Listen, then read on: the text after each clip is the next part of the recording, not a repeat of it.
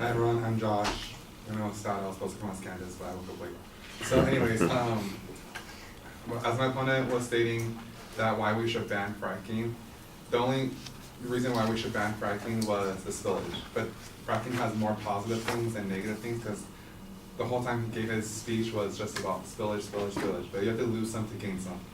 So I'm going to say to why I believe fracking should be still legal. Throughout 21 states from April 28th, 21 states from that date and before has gone through the transition of fracking, and we still have 30 states left to do, you know. Each state depends how much spillage there was. Those are the ones that get banned, but they do a retry of doing it again and again and again because, like I said, you have to lose some to gain some. So my opponent states that the groundwater is so far not being impacted, but the surface water was readily contaminated because of the frequency. So in the seawater, there is, let me tell you a little history.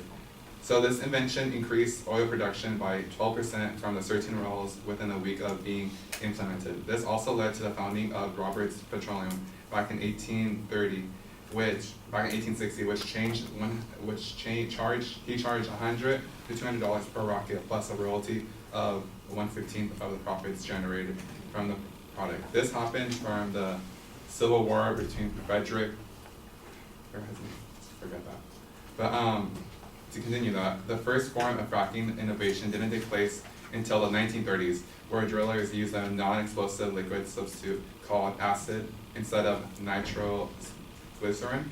This made wells more resistant of closing than increasing productivity. Even though the birth of fracking began in the 1860s, the birth of the modern day hydraulic fracturing began in the 1940s. In 1947, Floyd Ferris standardized oil and gas reduction output and the amount of pressure treated being used on each well.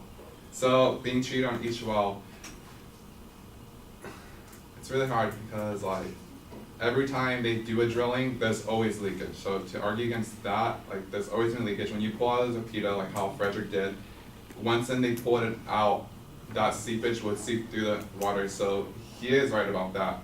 But they try to cover it up somehow by repairing instead of just dumping the waste back in, but that's all I have to say for that part.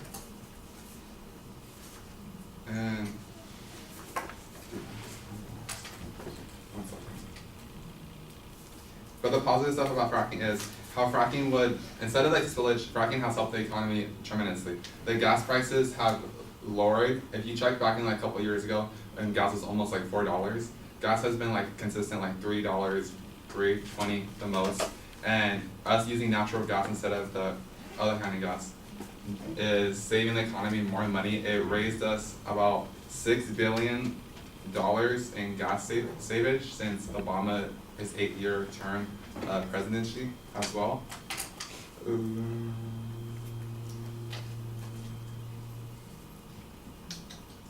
I also got a quote from Moniz. He's from the Millman magazine. The natural gas boom in particular has led to the displacement of high carbon coal with low carbon natural gas, producing atmosphere emission. Also, fracking contaminates. And that's all I'm going to say for today. Thank you.